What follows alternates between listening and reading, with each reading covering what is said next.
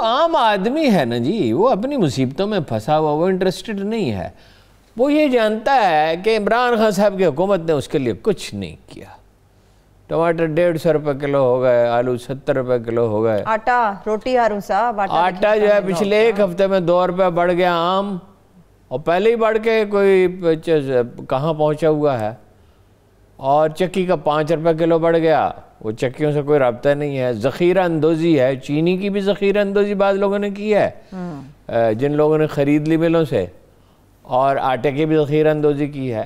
اور civil service ایسی کمال کی ہے خان صاحب کی، اوپر بھی اور نیچے اضلاع میں بھی کوئی تعاون نہیں.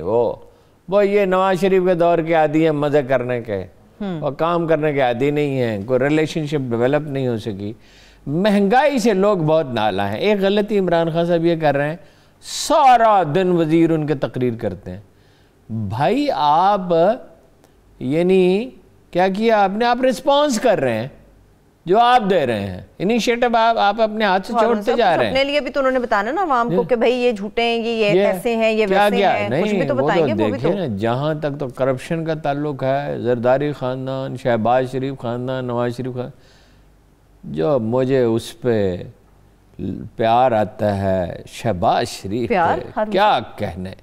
جب وہ کہتے ہیں ایک دہلے کی کرپشن نہیں کی، ایک دہلے کی، اس کے ایسٹس بڑے ہیں 70 گنا، اس کے ایک صاحبزادے کے ایسٹ بڑے ہیں 700 گنا، ایک کے بڑے 1000 گنا.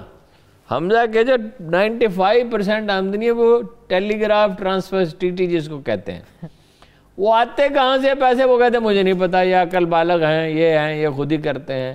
بیگمات کو کہاں سے یہ سب کچھ خرید دیا؟ مجھے نہیں پتا، ان سے پوچھ لیں. شہباز شریف صاحب اگر یہ کہہ دیتے نا نواز شریف صاحب کی طرح کہ میرے والد بڑے امیر کبیر تھے اور کاروباری تھے تو کبھی ان سے سوال نہ ہوتا. اب وہ کھلے عام کہتے ہیں میرے والد بڑے غریب تھے تو کہتے ہیں کہاں سے اتنا پیسہ بن گیا. لگ گئیں اور بے شمار ہے.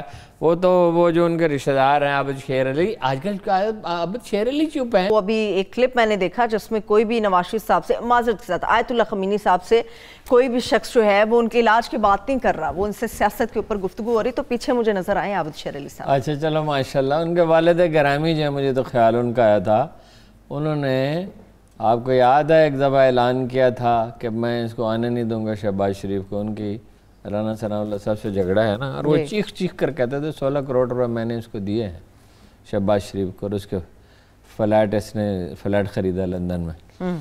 مگر یہ تاریخ انسانی کا ایک عجوبہ ہے شہباز شریف کہ اس کے پاس کھربوں روپے ہیں مگر ایک دہلے کی کرپشن نہیں کی، کاروبار بھی نہیں کیا، نوکری بھی نہیں کی، ایک دہلے کی ہے مگر ایک دہلے کی کرپشن نہیں. یہ ایک ایسا عجوبہ تاریخ انسانی میں ہے کہ جس کی کوئی دوسری نظیر نہیں. یہ عجوبہ نہیں ہے کہ نواز شریف صاحب کا موازنہ آیت اللہ خمینی سے کیا جا رہا ہے، یہ عجوبہ نہیں ہے ہارون صاحب؟ اچھا عجوبے تو بہت ہیں، وہ بھی اس پہ بات کرتے ہیں. مطلب آیت اللہ خمینی، مجھے ایک پشتون نوجوان ہمارے ساتھ کام کرتا تھا افغانستان پہ، ایک ادارہ ہم نے بنایا تھا، وہ ایران میں بھی رہا تھا.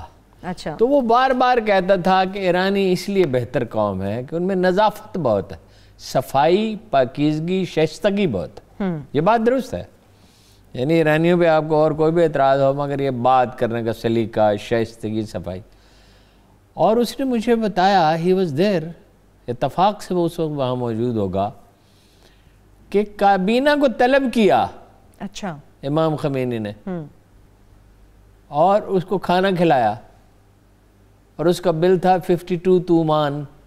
اب مجھے یہ نہیں یاد کہ 1 روپے کا تومان ہوتا تھا اس وقت یا 2 روپے کا ہوتا تھا. اگر 2 روپے کا بھی ہو تو تصور کریں. Only 56. وہ کھانا کیا تھا؟ وہ ہم کھاتے رہے ایران میں جب گئے تھے. کیا تھا وہ کھانا؟ وہ ابلے ہوئے چاول ہوتے ہیں جس میں ایک بہت ہلکا سا زعفران ڈالا جاتا ہے، اور 2 سیخ کباب ہوتے ہیں، 2 سیخ کباب اور ایک ابلے ہوئے چاول کی پلیٹ، اور کبھی کچھ لوگ اس کے ساتھ تھوڑا سا سلاد بھی کھاتے ہیں، لیکن یوزیلی یہی کھانا ہوتا ہے. اچھا. یہی کھانا وہ کھاتے تھے. ساری زندگی انہوں نے اس طرح بسر کی. اور ایران کی تاریخ نے، علماء میں کیا، اس کے لیڈروں میں بھی ایسا بہادر آدمی کم جنا ہوگا. مجھے یاد نہیں، مثلا اس نے دنیا بھر کی اسلامی تحریکوں سے رابطہ رکھا، اور وہ لوگ گئے اس کو سپورٹ کرنے کے لیے. وہ اسی چھوٹے سے مکان میں رہا کبھی کبھی وہ باہر بالکنی پہ آتا تھا کیونکہ ہجوم بہت جمع ہو جاتا تھا تو اس کے لیے ہاتھ ہلا دیتا تھا. اس کا جو رہنے سہنے کا بات تھی اس میں جو ایک مستقل مزاجی ہے، یعنی قائد اعظم کے سوا اگر کوئی آئرن مین نظر آتا ہے، وہ تو خیر قائد اعظم تو ایک اور طرح کے لیڈر تھے، آئینی سیاست کرتے تھے وہ، تو یعنی اس میں کبھی لمحہ بھر کے لیے وہ نہیں آیا، تدلزل نہیں آیا، کبھی شک شبہ میں وہ میں نہیں پڑا. اس کے اندر یقین کی ایک ایسی گہری کیفیت ہے کہ میں نے اس زمانے میں I was young man obviously, تو میں نے اس میں کچھ نظمیں لکھی تھی اس زمانے میں. ہاں وہ ایسا ایک دن تمہارے قدموں کی چاپ نے ہمارا کھویا ہوا فخر واپس لوٹا دیا تھا. ٹھیک، یعنی وہ ایک ایسا آدمی تھا جو اپنے تحبر سے، اپنی شجاعت سے، مروبیت اس میں قائد اعظم والی ایک خوبی ہے، مروبیت اس کو چو کے نہیں گزری.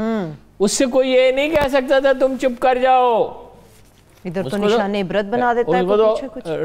اس کو یہ کوئی خاموش نہیں، ادھر 8 مہینے تو یہ خاموش رہیں، 10 مہینے سال ان کے والد صاحب خاموش رہے.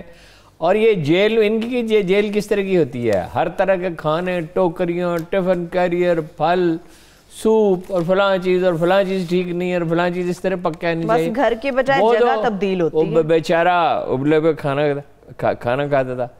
ایک آدمی بڑا خوش ہے آج کل، آپ کو بڑی حیرت کی بات بتاؤں، وہ ہے شہباز شریف.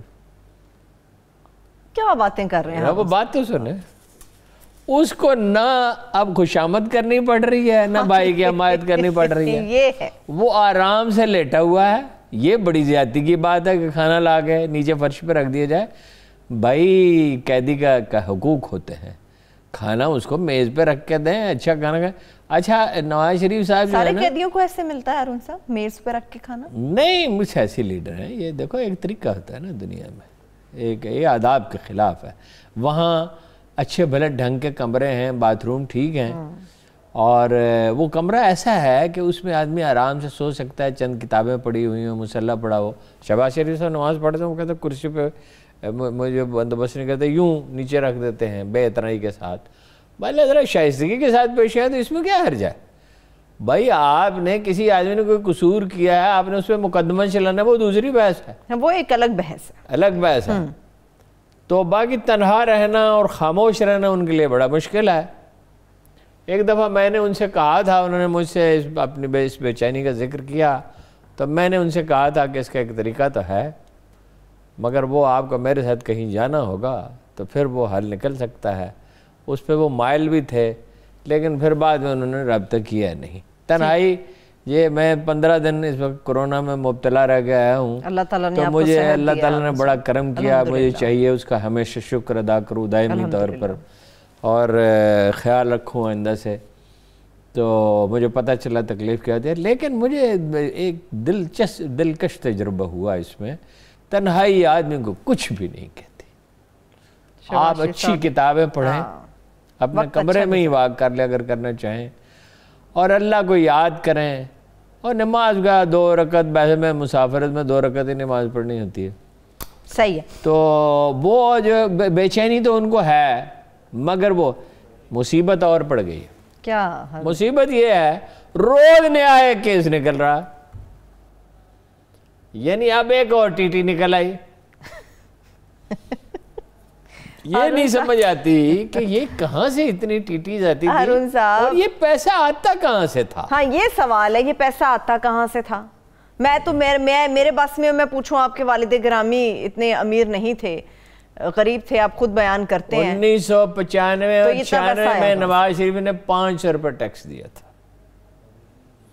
اور ان کا بھی ٹیکس کا ریکارڈ اگر نکالیں، یہ دنیا کے کسی دوسرے ملک میں ہوتے، کہیں اور عدالتی نظام ہوتا تو یہ بچ سکتے ہی نہیں تھے. دیکھیں 2 بیٹے تو ان کے بھاگ گئے، انہوں نے کہا ہم برٹش سٹیزن ہیں. ہاں بالکل ٹھیک ہے، پاکستانی سٹیزن نہیں.